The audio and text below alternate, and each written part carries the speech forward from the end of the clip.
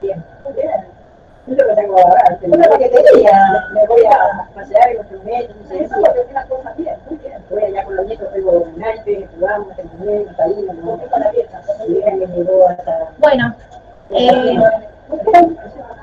estas clases eran varias clases de que las teníamos todas como distribuidas en varios módulos, en varias clases, entonces como hay muchas cosas que se repiten, porque esto es, digamos, un proceso continuo, entonces la idea es que las junte para que quede todo junto, ¿sí? Primero para tener todas las clases, para que ustedes estén como más ordenados con eso, y por el otro lado tenerlo todo unido, ¿sí? Va a quedar como más completo, ¿tá? Así que bueno, faltan algunos, pero bueno, empezamos. ¿Quieren? Porque es media larguita. Bueno, avísenme si ven bien la presentación. Sí, sí, se ve. Avísenme si se escucha y todo, ¿tá? Bueno, bueno, vamos a dar todo lo que son patologías del estómago, ¿tá?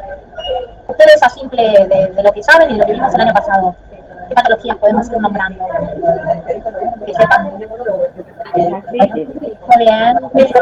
Úlceras, muy bien. Neoplasias, muy bien. ¿Ah? Y el reflujo que va a ser, va a ser lo que más va a afectar es al esófago, ¿sí? El reflujo gastroesofágico. ¿Sí? Bien. Seguimos. Bien. Bueno, como sabemos, es un órgano muscular, las células tienen un revestimiento, ¿sí? Que van a secretar las enzimas y las citocinas para poder empezar el proceso de la digestión, ¿sí? Entonces, las paredes del estómago están posibilitadas, capacitadas para poder tolerar la acidez, está bien, que se necesita para este proceso, ¿sí? Por eso es lo que hablamos, de que en realidad cuando está este reflujo, esta acidez no es compatible con la del esófago, entonces con las paredes del esófago, entonces por eso es que tenemos la patología del reflujo gastroesofágico, ¿sí? Entonces, sabemos que se divide el estómago en la región del cardias, el fondo, el cuerpo y la garganta, ¿sí? Acá tenemos la división con las células correspondientes. Y las alteraciones que vamos a ver con respecto a lo ácido péptico va a ser el reflujo, que algo estuvieron viendo con San ayer, ya lo vieron, pero ahora lo vamos a nombrar, el reflujo gastroesofágico. La palabra en sí lo dice, ¿sí? Reflujo, que va a volver al tracto esofágico, la alimentación y los líquidos que estén en la región gástrica, ¿sí? Y, bueno, y eso se debe a una alteración en el esfínter, ¿sí? Por el otro lado vamos a tener lo que es gastritis en forma aguda, gastritis en forma crónica, la úlcera gástrica, y la úlcera duodenal, y por el otro lado, como bien dijeron, el cáncer de estómago, ¿sí? Las patologías malignas de estómago, ¿sí? Bien. Esto es lo que nosotros tenemos que pensar frente a las diferentes variables y las diferentes, digamos, dentro de los signos y síntomas del paciente, poder evaluar qué enfermedad está pasando el paciente a nivel gástrico, ¿sí? ¿Vamos bien ahí? Sí. Bien. Lo del reflujo que vieron ayer con Sam es, nosotros tenemos, viene del esófago, todo el contenido, va al estómago, donde tenemos un pH bastante ácido y donde las células, está bien, cuando las células están, las paredes del estómago están preparadas para solventar esta acidez. ¿Están gritando? No. Ah. Y lo que tenemos es este cierre del esfínter esofágico, ¿sí? Inferior. Entonces, ¿esto qué hace? Que esto no refluje. Cuando nosotros tenemos alguna alteración en el esfínter esofágico inferior, ¿está bien? Y no cierra totalmente, hacemos que lo que pasa es que este contenido gástrico vuelve por el esófago y esto es lo que va a generar irritación a nivel del esófago, ¿sí? Bien. Entonces, trastorno funcional del aparato digestivo que consiste en que el contenido gástrico se devuelva o refluya hacia el estómago, ¿está?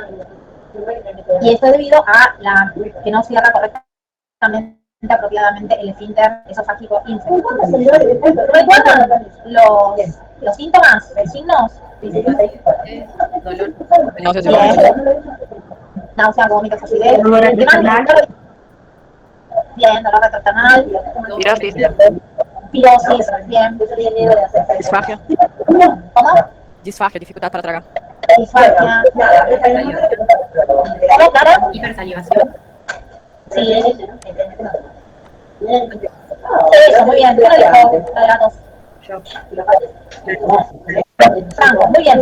Tos y problemas respiratorios también. Por eso mismo reflujo lo puede quitar la vía respiratoria. Porque a veces, muchas veces los pacientes se despiertan por la noche con dificultad respiratoria. Parece la acidez del estómago que llega a las vías respiratorias, inflama y hace como un proceso inflamatorio y el paciente siente como esa disnea, ¿está bien? Que lo refiere como disnea a nivel por la noche, es cuando aumenta más el reflujo, ¿sí? Bien, seguimos. Bien. Bueno, signos y síntomas, aunque mira, perdón, pero en el pasillo es un lío bárbaro de gente. Bien, signos y síntomas, acidez, que bien lo dijeron, ese dolor bajo el esternón, está bien, retroesternal, aumenta la flexión y la inclinación del cuerpo y la ingestión de alimentos y salida con los antiácidos, ¿sí? Y es más frecuente y empeora la noche, ¿está? Esto es lo que habíamos hablado. ¿Por qué empeora la noche? Por el descuido del paciente. El paciente se recuesta, entonces ese reflujo por la misma gravedad permite de que aumente, ¿sí? Es lo que tenemos esa sensación de regurgitación del alimento, de ese volver del alimento, ¿también? Náuseas y vómitos, ¿también? La ronquera o los cambios de voz y la irritación de la garganta por este mismo proceso que estamos hablando, también este reflujo que las paredes gástricas están preparadas para la acidez y no los otros órganos, ¿sí? La dificultad para deglutir, que creo que lo dijo...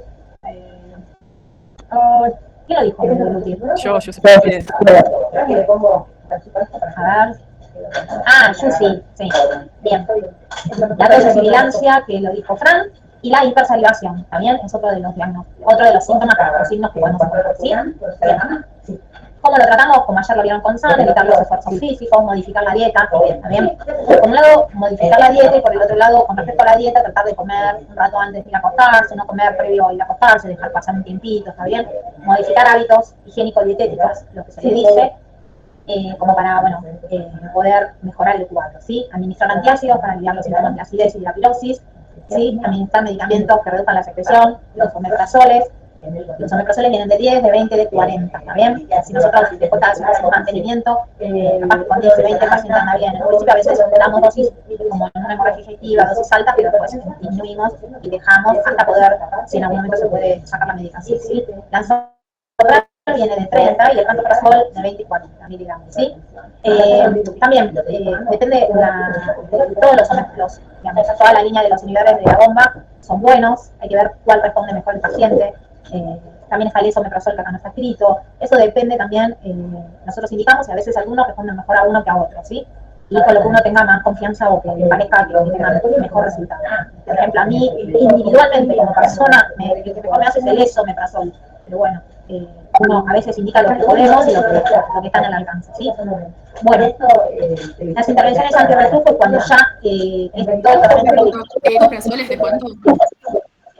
¿Cuál, mi vida? Pantoprazol. Pantoprazol de 20 y de 40. Okay. Con respecto a la intervención antirreflujo, es como que se hace una operación donde se limita el esfínter para que no haya ese reflujo, ¿sí? Y los prokinéticos, está bien, es todo lo que va a aumentar el tránsito, desde un Reliberan hasta algún o el ondansetron que también, pero no se usa, excepto por casos muy agudos.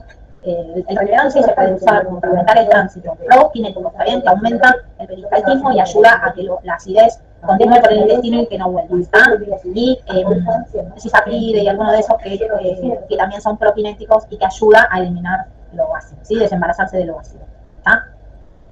Bien, eso ya lo vieron ayer con Sandra, así que gastritis, también siguiendo el reflujo, vamos a gastritis, ¿está bien? ¿Qué es gastritis? Todo lo que es itis, sabemos que es un proceso de inflamación, ¿está bien? Entonces es una inflamación generalizada de la mucosa gástrica producida por algún tipo de irritante, por un lado, o aumentó la carga de irritante, la acidez en el medio, o disminuyeron las barreras de protección del estómago, ¿está? Una de las dos cosas tuvo que estar en el balance, en este equilibrio que está, que genera esto, ¿sí?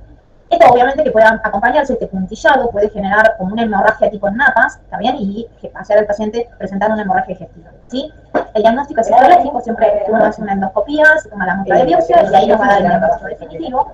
Y es como muy sobrediagnosticada, uno dice tenés gastritis, tenés gastritis, pero hasta que no tengamos el diagnóstico por veda y diagnóstico histológico, no podemos poner el nombre y apellido, ¿sí? Bien.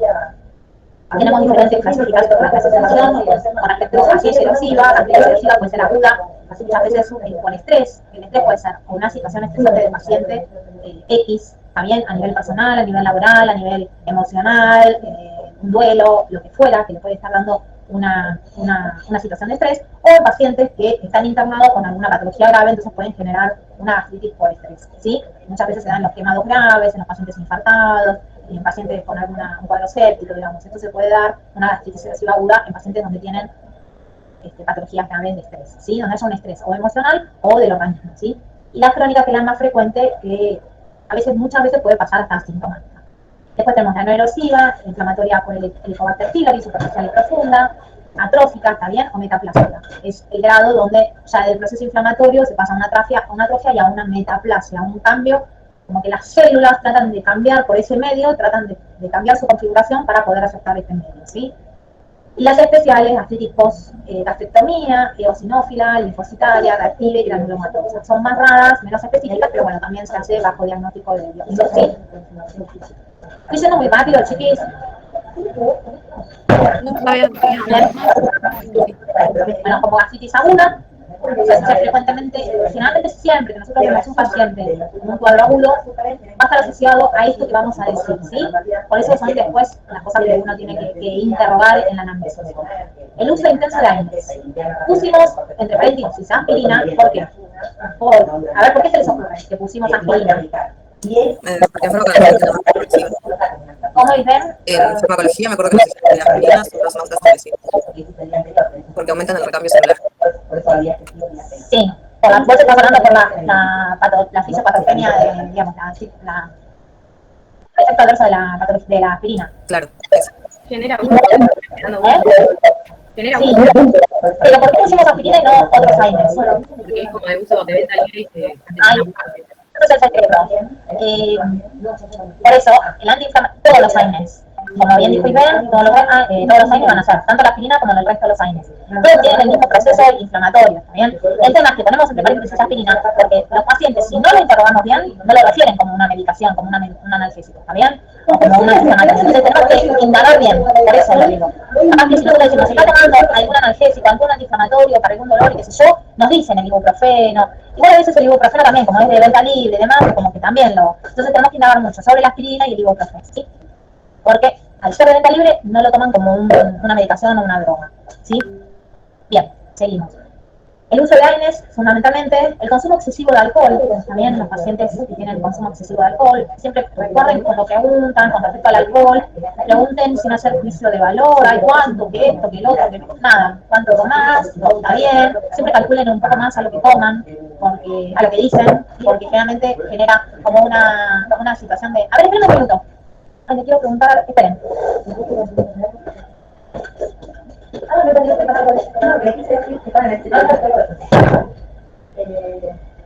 El tema es que nosotros, el hígado, a veces hay periodos de ayuno, igual de alto. Yo tengo, por ejemplo, como si tuviera la disciplina, cuando voy a trabajar, yo no estoy por tomar la primera vez como docente porque estoy terminando una carrera de profesora de literatura. Pero yo limpio toda la vida.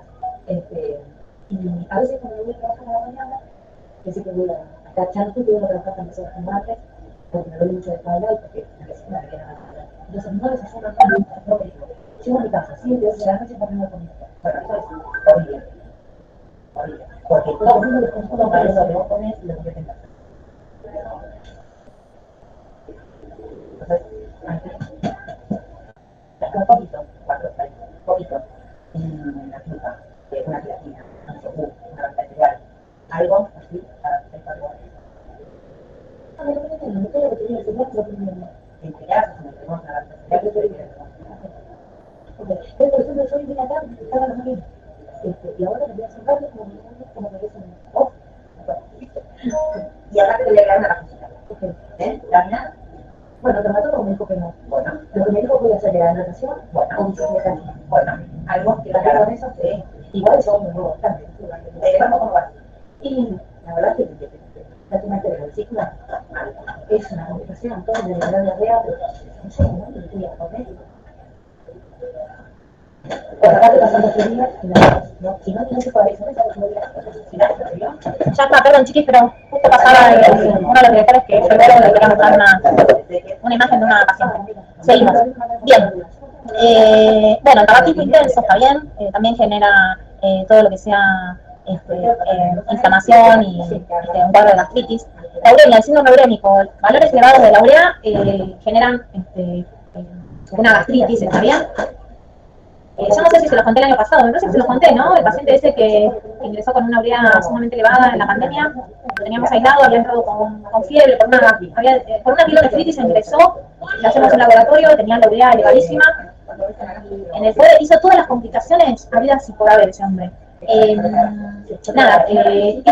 Ingresa con un cuadro de una pielonefritis, lo ingresan, vemos los valores con Sandra, los valores elevadísimos de urea, tenía, qué sé yo, 300 de urea.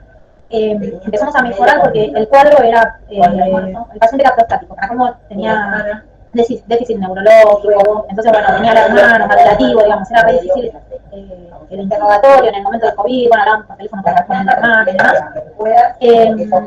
Bueno, dentro del cuadro del síndrome urémico hace una hemorragia digestiva. Bueno, mejoramos la hemorragia digestiva, mejoramos los valores de urea, estaba todo bárbaro, qué sé yo, mejoramos la infección urinaria, estaba bárbaro, y con fiebre de vuelta.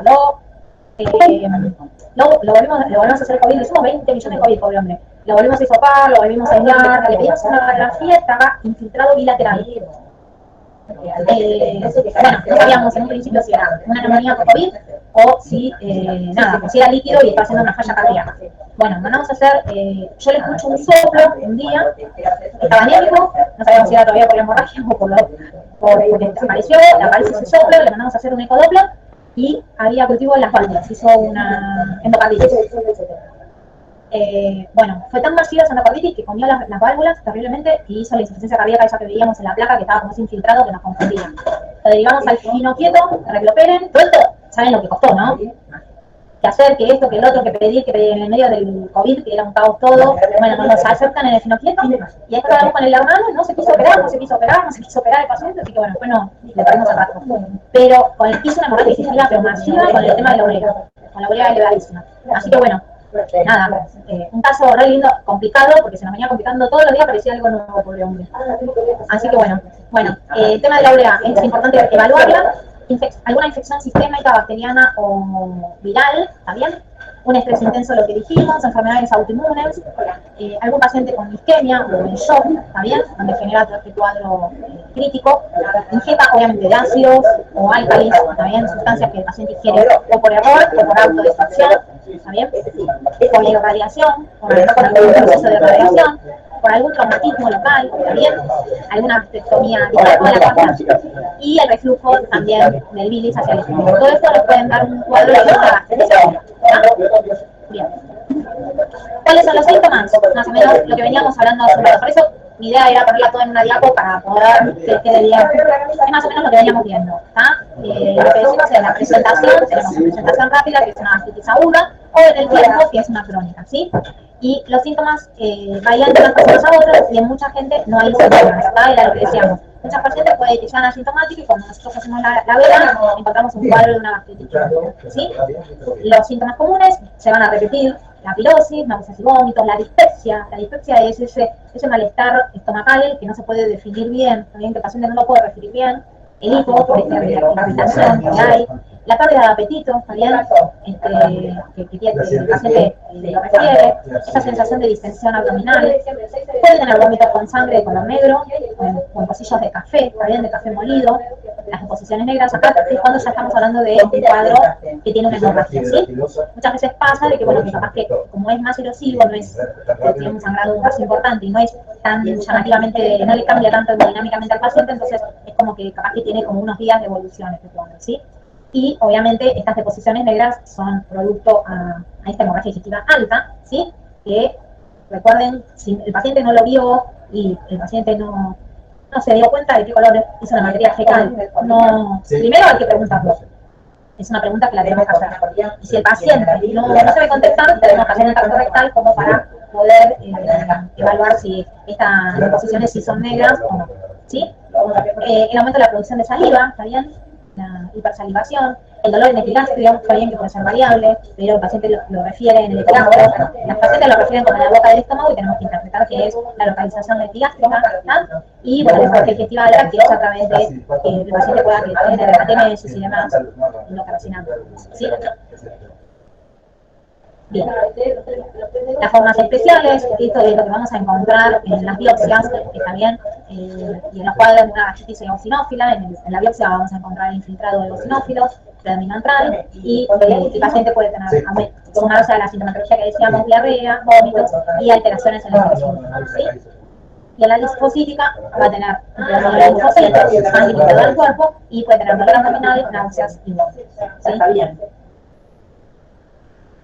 Bien, esto es tranquilo, es nada más para que lo tengan, pero es el tema de la anatomía patológica. Y métodos complementarios, ¿qué piensan que tenemos que hacer? Endoscopia alta. Muy bien, una endoscopia alta, ¿sí? Es, digamos, si bien muchas veces no contamos con ese estudio, hay otros, pero para agudo, digamos, tenemos que ir a una unidad de sangrado para que se pueda hacer el diagnóstico, ¿está bien? Y eventualmente tratamiento, ¿sí? Y ver bien la localización, y ver bien todo, ver si está sangrando o no sangrando, ¿sí? Entonces, como bien dijeron, la veda es el diagnóstico, ¿está? El gol estándar. Bien, ¿qué le vamos a dar de medicación? Como hablamos hace un rato, en las gastritis agudas, los inhibidores de protones, omeprazol, lansoprazol y pantoprazol.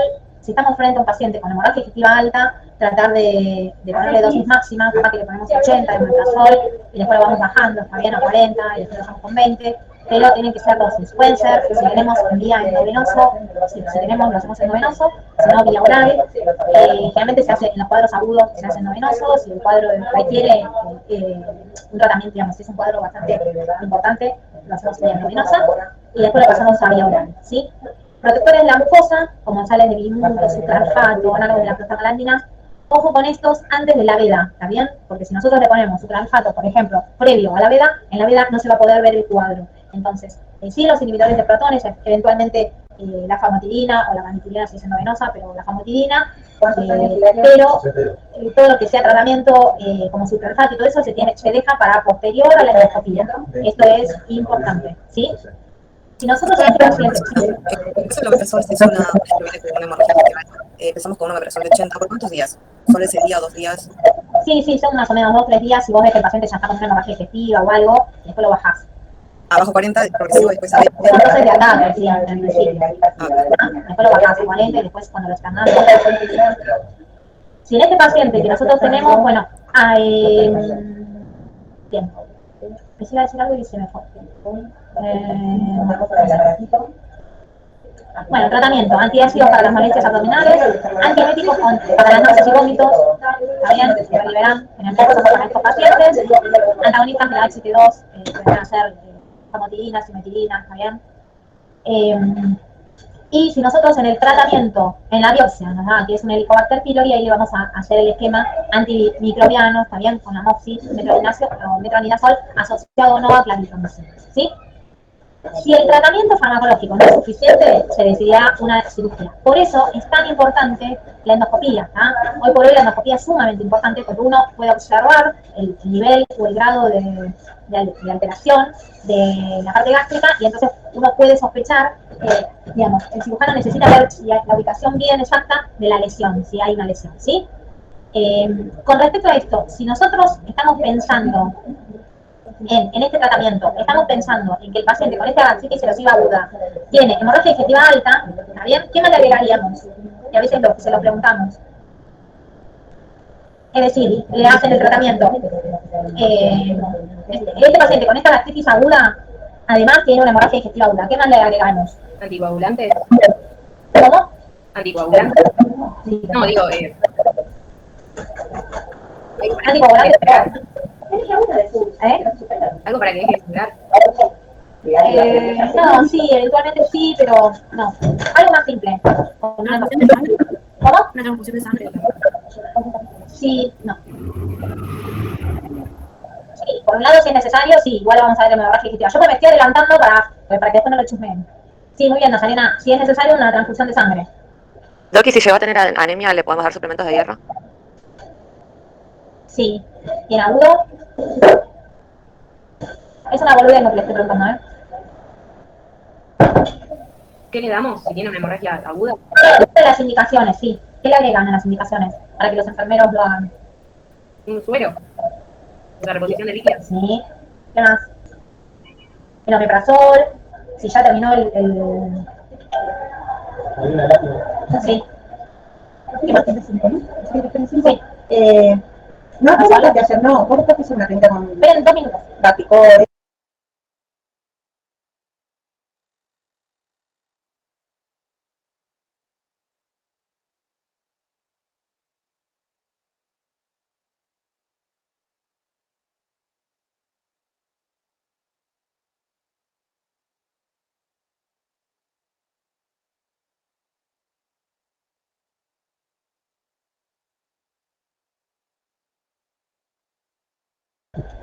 Esperen 2 minutos que... No, no, así claro que yo la arreglo. Escúchame, haz una cosa, sacá eso del dedo de esa caja y Sí. fíjate, porque capaz que yo no me fijé bien.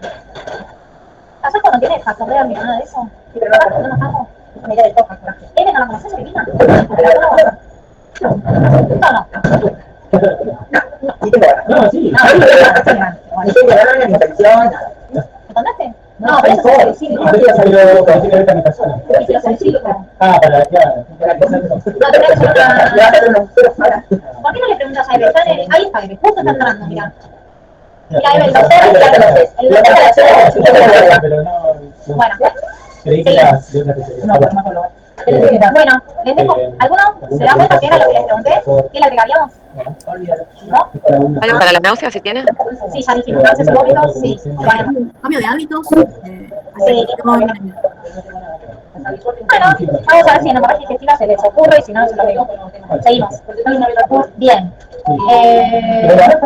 Con respecto a los cambios de hábitos, como recién decían, las conductas dietéticos, hábitos de higiene y dieta serían comer con moderación ciertas verduras crudas y flatulentas, también los brócolis, todo eso que genera nutrición, el ajo, la cebolla, el tomate, el pepino, pimiento, lo que sea los morrones, eso realmente dan alguna como irritación gástrica, productos integrales muy ricos en fibra, sí. Bueno, yo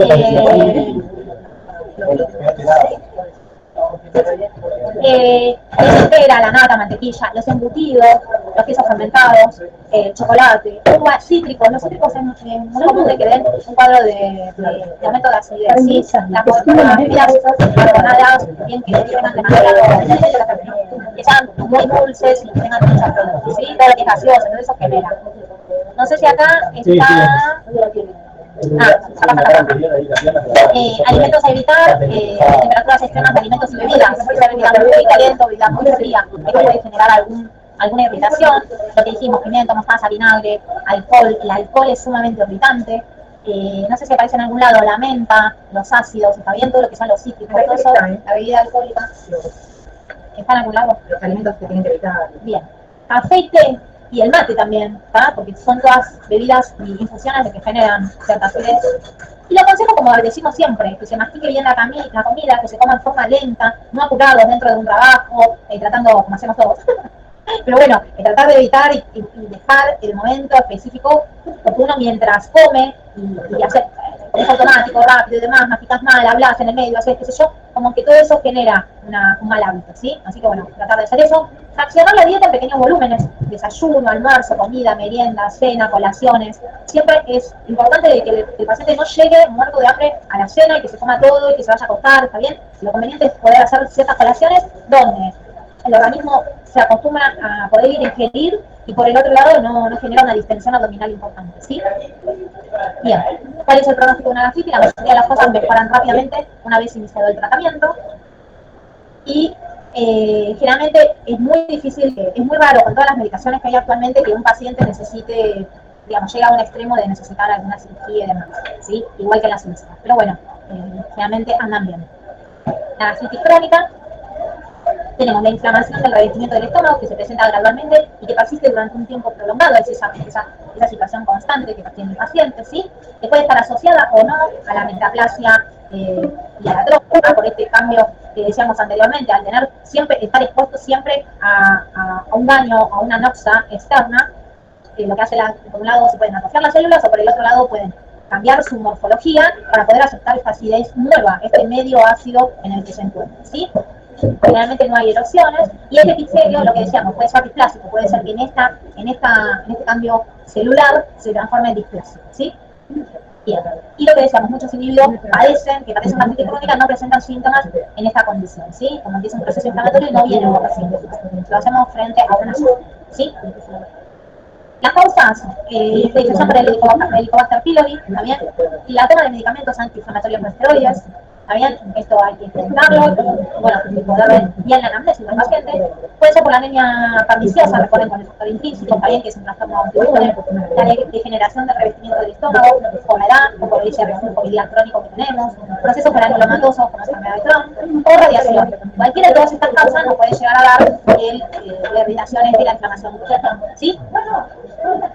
Bien, esto es lo del Helicobacter pylori, que, digamos, siempre que nosotros hacemos una endoscopía, o sea, que echamos una gastritis, siempre se debe hacer lo que es la biopsia, ¿sí? Se hacen entre 5 y 10 tomas de biopsia, y una es para ver, primero, la morfología de la mucosa, y por el otro lado para ver si es Helicobacter pylori, ¿sí?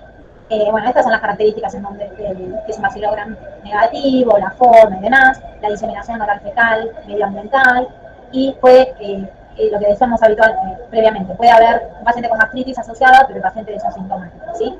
Y esto que va a llevar a un aumento de riesgo de la enfermedad ulcerosa y del cáncer renal, ¿sí? La clínica va a tener este dolor abdominal en la parte superior que puede empeorar al comer, ¿está bien? Esta pérdida de apetito que requiere el paciente, náuseas, vómitos de sangre con material similar a los granos de café y las heces oscuras. Todo eso es lo que va a dar las características. ¿Sí? ¿Vamos bien? Bien. Sí. Bueno, exámenes complementarios. No, exámenes complementarios. Perdón que estoy comiendo, pero estamos a dieta estricta, tenemos que comer cada 3 horas. Y ya lo pasamos, pero bueno, era las 10. Bueno, como exámenes complementarios sabemos que tenemos la veda, que es el estudio de referencia, ¿no? Que el Colsam para realizar el diagnóstico, con las biopsias que decíamos, ¿sí? En un paciente que sospechamos una hemorragia digestiva, le vamos a pedir, por un lado, un hemograma, que esto que nos va a dar, si el paciente está con una hemorragia digestiva, nos va a dar una anemia. Y la sangre oculta en materia fecal la pedimos para ver si las heces no logran ser negras, entonces no tienen un sangrado muy importante, pero está, digamos, no, el paciente no lo puede descubrir si es sangre oculta en materia fecal, es mínima la sangre que hay, pero ese sangrado es continuo, y esto es un primer paso para saber si el paciente tiene una hemorragia digestiva, ¿está bien? Esto es el crónico. Nosotros viene un paciente con anemia y le hacemos una sangre oculta en materia fecal para ir programando una veda, ¿está bien? Siempre puede tener falsos positivos, falsos negativos, digamos, no es que es totalmente fidedigna como una veda, pero a veces lo pedimos como para empezar a avanzar en el diagnóstico, ¿sí?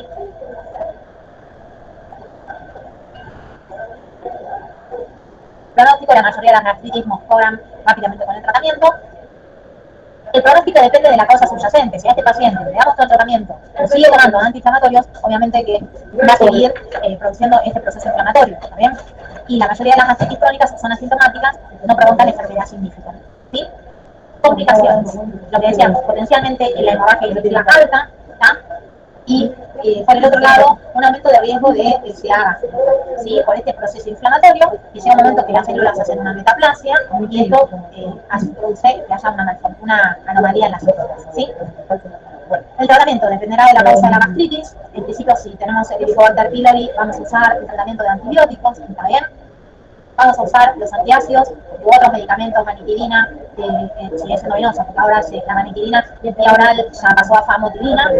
Y bueno, tratar de disminuir y neutralizar el ácido gástrico, ¿está bien? Eliminar síntomas que favorecen a la curación. Todo esto es lo que decíamos, la náusea, vómitos, esto podemos llegar a dar liberar o prokinéticos, como el cisapride y demás, como para poder aumentar el tránsito, ¿está bien? Bueno, obviamente todas las medidas digamos, sacar los medicamentos como decíamos en un principio, que son causantes de gastritis. Y si la gastritis es provocada por la anemia perniciosa, también agregarle la vitamina B12 porque no va a ser bien absorbida, ¿está? ¿Hasta ahí bien?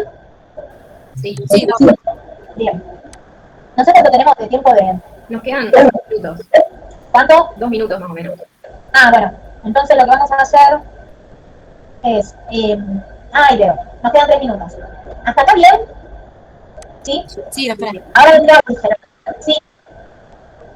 Sí. Sí, pero no. ¿Está bien? ¿Puede ser posición semisentada en la cama? Muy bien, pero no. Piensen en la hemorragia digestiva, Puede ser vitamina K, Si tiene vitamina K, bien, pero ¿por qué? A ver. para si tiene una hemorragia digestiva alta, para cortar la hemorragia. La vitamina K es para algo. Está bien, pero ¿para qué? Escuchen, si se cortan en 10 minutos, volvemos con la parte que queda. Tómense 10 minutos. La vitamina K está bien pensado, pero ¿en qué pacientes tendrías que agregarle la vitamina K? Un anticoagulante, paciente que está anticoagulante. Sí, que está anticoagulado, ¿no? Anticoagulado. Puede ser el monitoreo de la hemoglobina, que tiene que ser bastante seguido.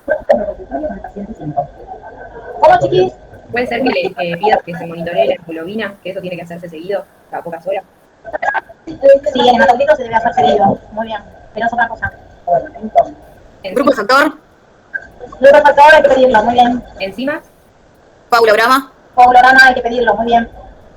Y me quedó, ¿quién había dicho lo de la vitamina K? Después me tenés que decir por qué le tenés que dar.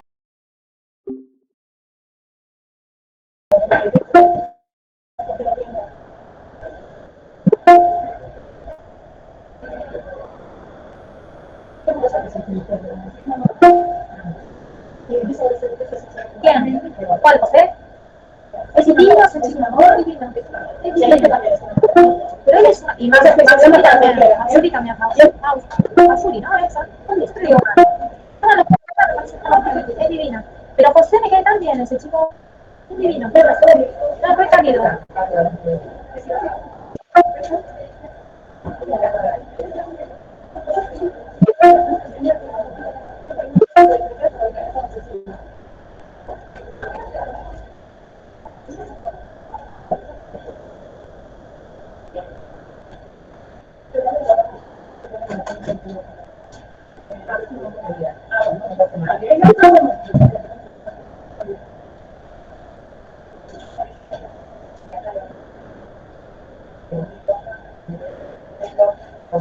Vieron lo que les iba diciendo, ¿no? Que es todo como, se dan cuenta como que van agregando cosas a lo que, por eso, el año pasado lo unificamos para que quede como más, se va uniendo, se van sumando cosas.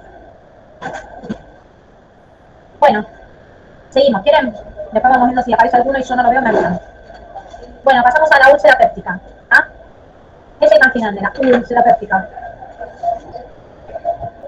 que también se puede dar por el consumo de AINES. ¿Cómo? Que también se puede dar por el consumo de AINES. Sí, Y ¿Puede ser una progresión de la gastritis o no? sí. ¿Y qué características tiene? Igual que la gastritis, todo ese puntillado que ustedes veían. es que ya alcanza la submucosa. Claro, claro, ya tenemos ahí una alteración en la capa, ¿sí? Bien.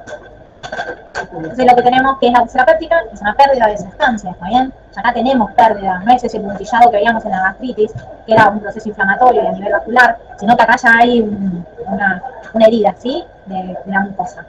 Entonces es una pérdida de sustancia herida en el revestimiento o mucosa del tracto gastrointestinal alto, ¿sí? Que alcanza hasta la submucosa. Como bien dijo Ven, no, ¿qué lo dijo? Yulacy. ¿Eh? Yulacy creo que lo dijo. Yo sí. Leide, Leide, o Leide. Bueno, yo con los nombres chicos soy un poco... ¿no? Y eso que me los acuerdo bastante, pero a veces no lo veo bien, no lo reconozco la... Bien, tenemos, a ver si... Bueno, pensé que alguno había pedido. Lo que tenemos es, se localiza en la mucosa del estómago, se denomina úlcera gástrica, y si es del duodeno, obvio, o el duodenal, ¿sí? Bien, la patogenia es esto que hablábamos, es este desbalance, también siempre tiene que haber un equilibrio para que haya una homeostasis, y acá está ese desbalance entre los factores agresivos, que es el ácido clorhídrico y la pepsina, y los factores que protegen el epitelio gastrointestinal. Todo lo que son la citoprotección, ¿sí? La secreción del ácido clorhídrico por parte de las células parietales implica la activación de la bomba de protones, hidrógeno y hipófisis, ¿sí? Entonces, siempre que hablamos de algún daño, cuando hay una úlcera, es porque estamos hablando de que aumentó mucho el ácido local o que disminuyeron las medidas preventivas, ¿sí? De la protección de la pared. El ácido clorhídrico y la pepsina son los efectores finales para la producción y la persistencia de la lesión. También esta acidez constante es lo que perpetúa la lesión, y la historia natural incluye la remisión espontánea luego de varias semanas y una marcada tendencia a la recidiva. Por eso es tan importante preguntar, porque los pacientes generalmente han tenido antecedentes de úlceras, ¿está? Entonces es importante hacer el interrogatorio y la anamnesis correspondiente, ¿sí? Y por eso, bueno, puede llegar a pasar a ser una enfermedad crónica cuando tiene estas residuas, ¿sí?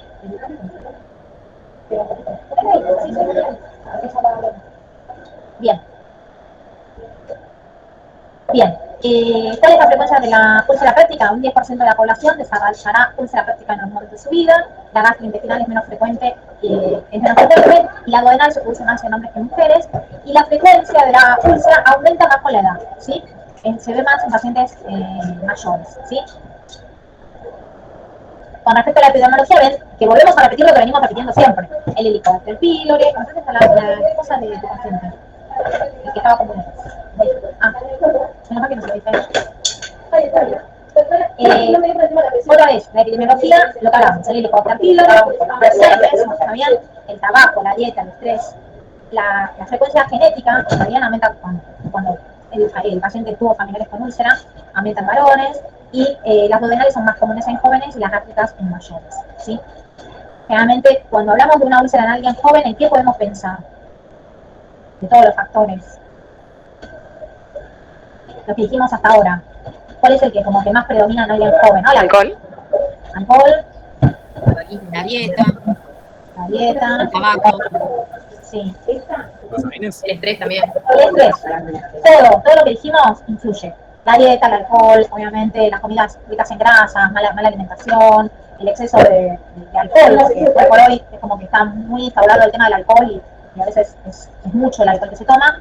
Y en la gente joven lo que es el estrés es muy importante, porque es donde los pacientes están en no sé, o con situaciones laborales, o querer un ascenso, o son muy exitistas, son personalidades que quieren el éxito, que quieren tener todo bien, muy exigentes consigo mismo, entonces se producen este tipo de personalidades, ¿tá? Donde el estrés cumple un rol muy importante. Si bien la gente adulta pueden estar estresados, pero capaz que no tienen ese rango de competitividad, un paciente jubilado, está bien, un paciente que es director de una empresa, qué sé yo, jefe de área, ¿entienden? Entonces el estrés es como que está muy relacionado con la gente joven, ¿está? Bien. La etiología es factores asociados, lo que decimos como infrecuentes en la hipergastrinemia, también los tumores productores de gastrina, infecciones por virus.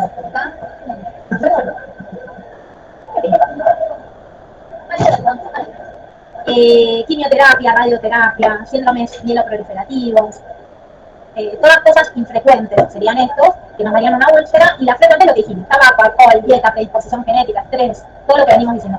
Ven de que siempre se viene repitiendo, así que es cuestión de ver algunas características que son diferentes en cada patología de lo que venimos diciendo, pero con respecto a la etiología, con respecto a los factores asociados, con respecto al diagnóstico, con respecto al tratamiento, es todo muy similar, aunque igual, ¿está? Bien, la fisiopatología, los factores agresivos, como la actividad ácido péptica, AINES, el Helicobacter pylori, consumo de alcohol, el fumar, el estrés, bilis y enzimas digestivas. Esto va a aumentar los factores agresivos, ¿sí? Y los defensivos van a tener que disminuir y van a ser los que generan la úlcera, ¿sí? Los factores defensivos, estimuladores de las prostaglandinas, el mucus, el bicarbonato, el flujo sanguíneo. El flujo sanguíneo lo que hace es ir lavando esta acidez, las prostaglandinas, y los factores de crecimiento que van reparando lo que es la mucosa, ¿está? En la duodenal, lo que va a empeorar el cuadro, lo que va a llevar a que se produzca la úlcera duodenal, es más con una fisiopatología, con un aumento de lo agresivo, ¿sí? Con un aumento de la acidez y demás. En cambio, la gástrica, como el estómago, la parte gástrica está preparado para la acidez, lo que va a pasar es que disminuyen todos los factores defensivos de la zona, ¿sí? ¿Ahí vamos bien? Sí. Bien. Por el otro lado, la secreción de ácido y la úlcera duodenal, el aumento de la secreción basal nocturna, secreción estimulada por las comidas, esta es la duodenal, secreción de bicarbonato duodenal, y el control es por los factores genéticos y la masa celular. Esto se va a ir controlando para ver por el riesgo de la fisiopatología, ¿está bien? Sin ácido no hay úlcera, ¿está bien? Y sin Helicobacter pylori no hay úlcera, es decir, es como que tenemos que estar muy pendientes de que el medio tiene que estar ácido para que esto perpetúe, y por el otro lado el Helicobacter pylori juega un rol importante en todo esto, ¿sí?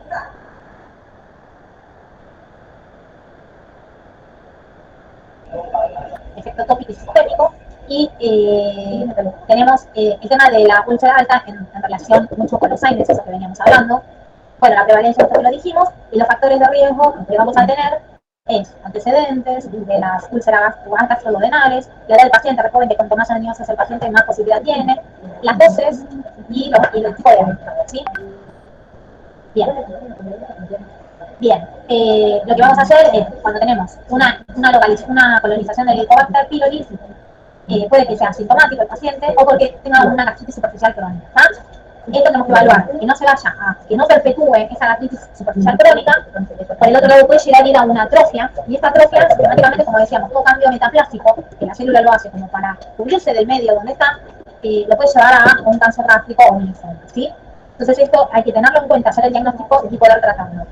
Y por el otro lado, esta gastritis que hablábamos puede producirse una úlcera, ¿sí? Predisponer a una úlcera, ¿sí? Presentaciones, cuadro clínico. ¿Qué vamos a ver? Dolor abdominal. ¿Dónde lo vamos a tener localizado? En el epigastrio. ¿Está bien? ¿Cómo es? Las características de este dolor es urente. ¿Urente qué significa? El paciente lo va a referir como una quemazón, como que tiene un fuego, digamos, varias cosas que lo van a caracterizar que es un dolor en el epigastrio y urente. ¿Está bien? Pueden que digan que tienen ese reflujo, que se va hacia todo el esófago. ¿Está bien?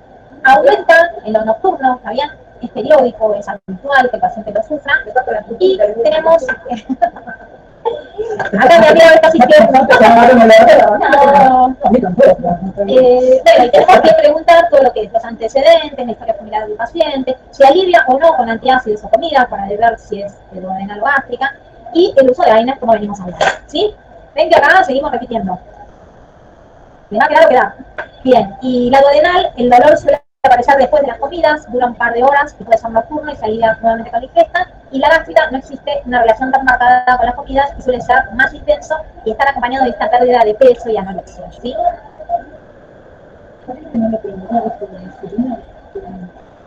Bien, síntomas de gravedad en la úlcera gástrica, ¿no? ¿Qué es lo que nos va a preocupar y que vamos a decir, ya le tenemos que dar importancia a esto? Un dolor repentino, intenso y persistente en el estómago. El paciente refiere a un dolor importante en la boca del estómago, que nosotros lo traducimos como el epigastrio, ¿también?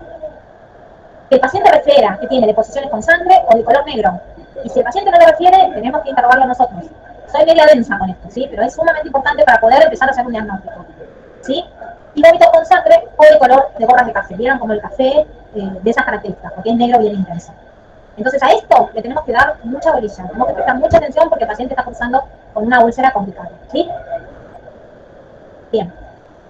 ¿Cuáles son las complicaciones? La perforación, que esa úlcera se termina perforando, una hemorragia, que esa úlcera haga una hemorragia o una obstrucción, ¿sí?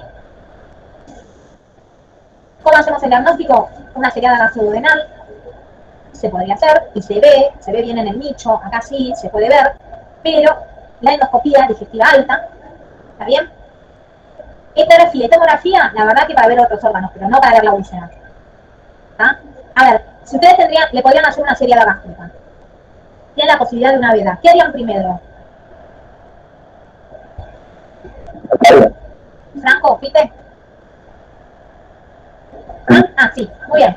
Es decir, si no contamos con nada, estamos en el medio del campo, lo único que tenemos seriada, bueno, pero si tenemos la posibilidad de hacer una veda, se hace primero. Primero porque es definitiva, podemos poner la muestra de biopsia y esto nos va a dar el diagnóstico exacto. Primero, el operador dependiente, digamos, el médico que va a estar haciendo la endoscopía, puede accionar en el momento, puede generar algún tratamiento, desde diagnóstico y tratamiento.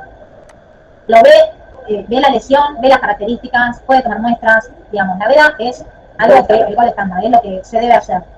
Ahora, si nosotros, pasado de la veda, por algún motivo, por lo que fuera, le queremos hacer una seriada, ya es posterior, porque si no el líquido se tapa en la mucosa y no podemos ver nada por la veda, ¿sí? En la seriada, con el contraste vemos los nichos, ¿sí? De la úlcera, ¿está? Bien. Bueno, la úlcera gástrica se da el 90% en la curvatura menor y la posterior, el 20% de los cuando son múltiples es porque es un solo John Erickson, hola, y un 5 a un 15% son tumores malignos, ¿tá? Tienen las características malignas, son úlceras gástricas malignas, ¿sí? Benignas, mayorías en el antro y en la curvatura menor, ¿sí? Por eso siempre se toma biopsia, ¿sí? Bien. Úlcera benigna, la representación radiológica es el nicho que presenta como colección de vario, eso que decíamos, en forma redonda o ovoide, y también tiene las úlceras como imágenes así lineales, estrelladas, de contorno irregular, ¿sí? Es regular, no irregular. Y se deben verse pliegues gástricos convergiendo hasta el borde del nicho, como brazos así, y una estrella o como el nicho y rayos de sol, ¿sí? Ahí estoy tomando. ¿Ven? ¿Ven los rayitos de sol? Y lo maligno tiene nichos irregulares, excavados en una discreta acumulación con nódulos periféricos y pliegues gástricos amputados antes de llegar a la lesión. Son pliegues como más irregulares. ¿Está? En el perfil, la úlcera tumoral se proyecta dentro del contorno gástrico. ¿Ven? Está como más anfractuosa la lesión. Y también tiene esos rayos que no llegan. Igual, el tema de, si bien se usa, digamos, sí o sí, la endoscopía hay que hacer, ¿sí? La hoja no.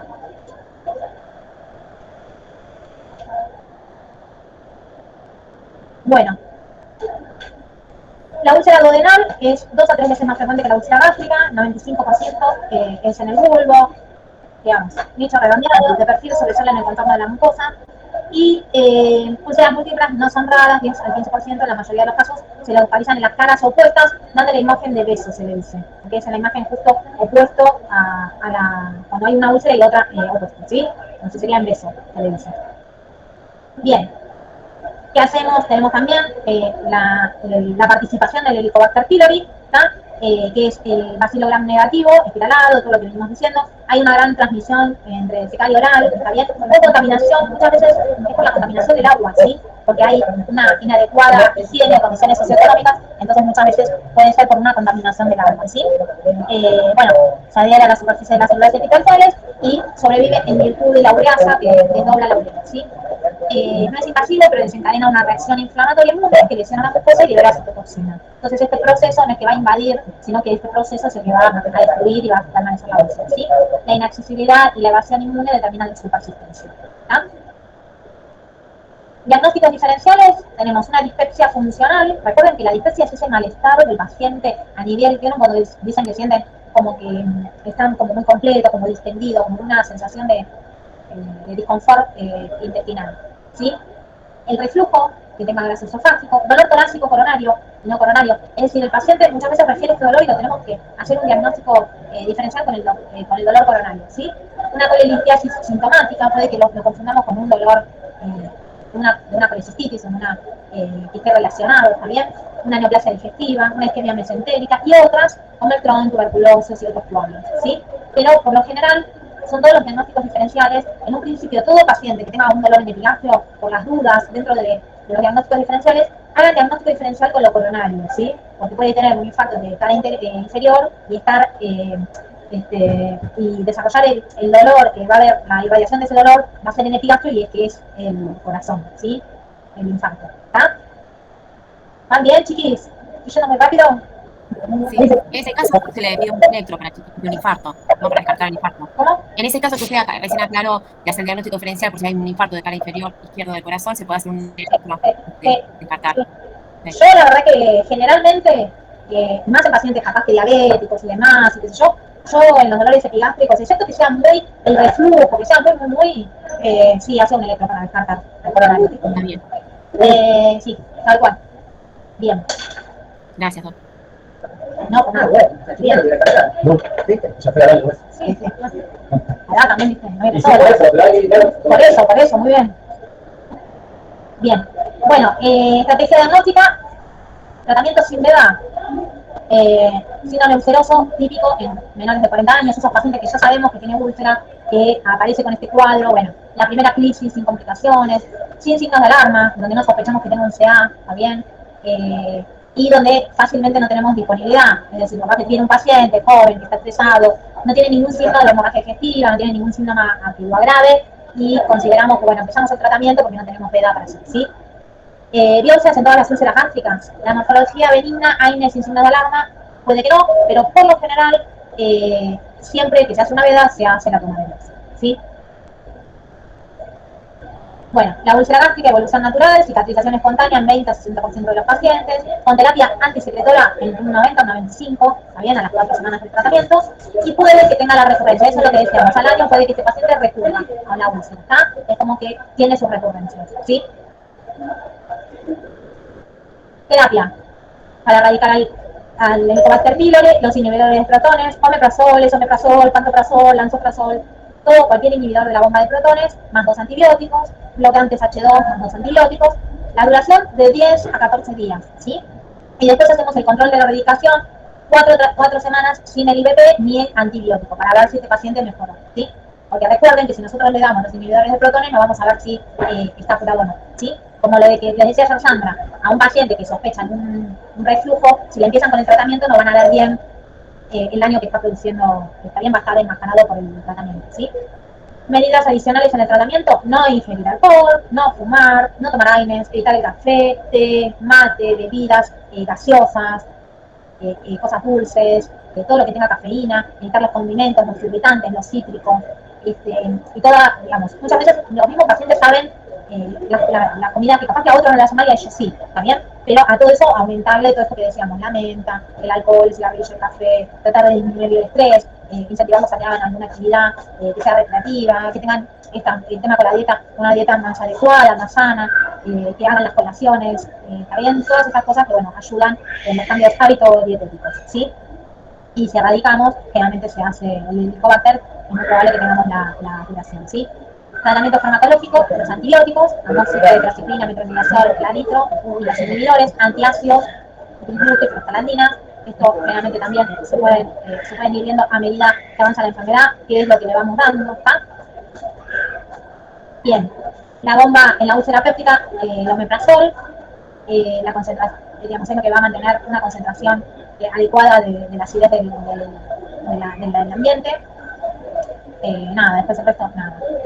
Tiene muy pocos efectos adversos secundarios a su efecto antisecretor. Lo que sí hay que ver con el omeprazol, lo que decíamos que generan pólipos mientras el paciente toma. Entonces, hay pacientes que indefinidamente toman, y bueno, eso tiene que estar evaluado por el gastroenterólogo a ver si necesitan seguir con el tratamiento o no, ¿está? Bien, los antiácidos lo que van a hacer es actuar como buffer y citoprotectores, van a mejorar lo que es la glucosa dañada, ¿está bien?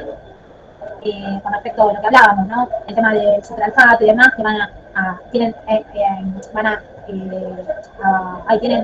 afinidad, no me salía, por las úlceras y van a impregnarse en las úlceras y eso ayuda tiene un poder cicatrizante, ¿sí?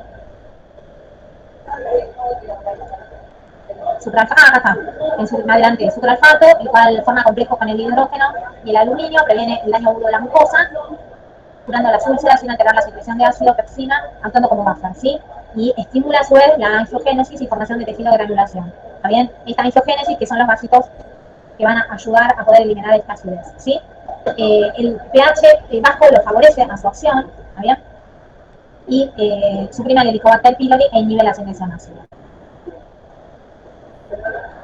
Bien, esto es lo mismo. Acá vemos que es las dosis, lo indicado: el lansoprazol de 30 miligramos, el omeprazol de 20 y la claritromicina de 500, amoxicilina 1 gramo, esto por 2 semanas, ¿está bien? Digamos, o lansoprazol de 30 o omeprazol de 20, más el antibiótico, lo que hablábamos inicialmente. Recuerden que es por 2 semanas el tratamiento, ¿sí? Resultados y pronósticos: el 95% tiene una cicatrización, y con cualquier terapia. Los antisecretores, 70 y el 80% van a tener una recurrencia, y la terapia de mantención, 25% de la recurrencia, ¿tá? Lo que habla de esto es de que si nosotros hacemos un buen tratamiento completo, vamos a tener un pronóstico mejor. Así tenemos los tratamientos así por separado, ¿sí? Bien, las complicaciones las habíamos hablado en un principio: la perforación y esta úlcera, este daño inflamatorio haga que se perfore, tengamos una úlcera perforada, y en este caso ahí tenemos que dar intervención a los cirujanos que van a tener que operar, ¿sí? El síndrome pilórico, una hemorragia no controlable. Entonces esto también es otra, esto es lo que yo les decía, en una hemorragia digestiva a punto de partir de una úlcera bajo el duodeno que no mejoró con el tratamiento agudo que pusimos en terapia, van a terapia quirúrgica, va a quirófano, ¿está bien? Entonces, está bueno que se haga la veda para que el cirujano vaya a ubicar la lesión donde está y no tenga que estar recorriendo todo, ¿sí? Bien. Otra terapéutica quirúrgica es eventualmente un helicobacter resistente, una úlcera refractaria, ¿está bien? Pero generalmente lo que va a ir a quirófano, lo más común, es las complicaciones por perforación o una hemorragia digestiva no controlada. Nosotros le instalamos todo el tratamiento y el paciente sigue, ¿sí? ¿Ven? Úlceras por estrés, que era la de en situaciones donde el paciente puede llegar a estar en un cuadro de shock séptico, un infarto y demás, tiene úlceras por estrés.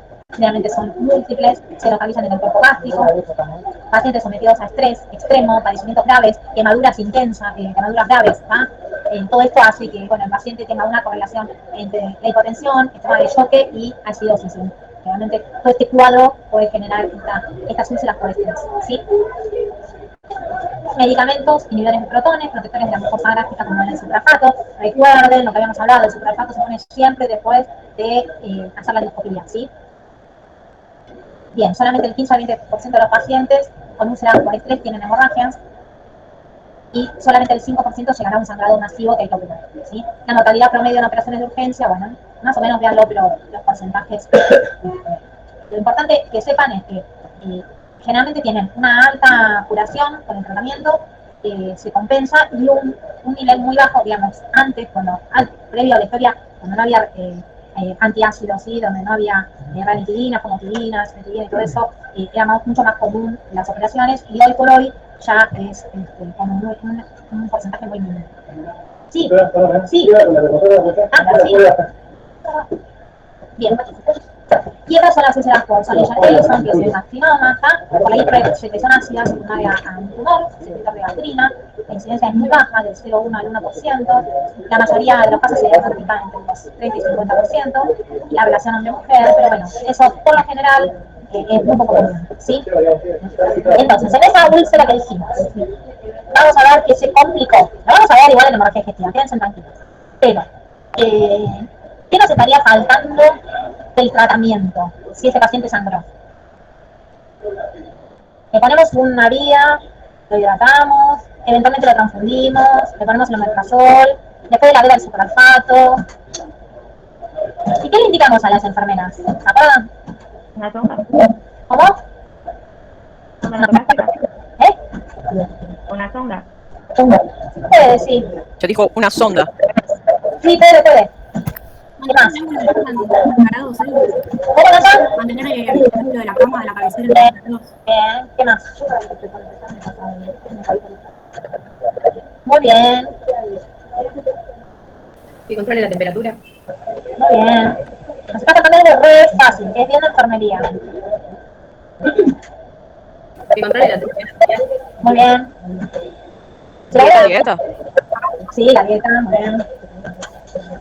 Enemas evacuantes, ¿tá? Para poder eliminar lo que es la melena, porque si no es tóxico para el organismo, ¿tá?